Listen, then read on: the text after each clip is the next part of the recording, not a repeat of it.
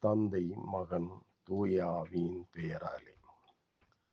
அன்புள்ள சகோதர சகோதரிகளே, கடவுள் நம்மை எவ்வளவு நேசிக்கிறார் என்பதை நாம் அறிய வேண்டும் என்று அவர் விரும்புகிறார்.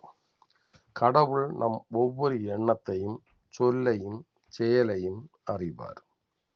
நம் வார்த்தைகளும் செயல்களும் சிந்தனையுடன் தொடங்குகின்றன. அதனால்தான் எண்ணங்கள் மிகவும் முக்கியமானவை. நல்ல எண்ணங்கள் நல்ல வார்த்தைகளையும் செயல்களையும் உருவாக்குகின்றன.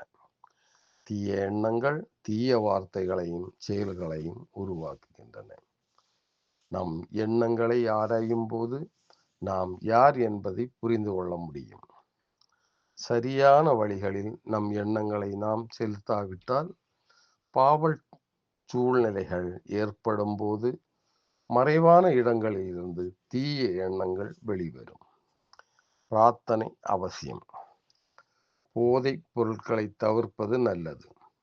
அது நம் உடலையும் மனதையும் மன அழுத்தத்திலிருந்து விடுவிக்கும்.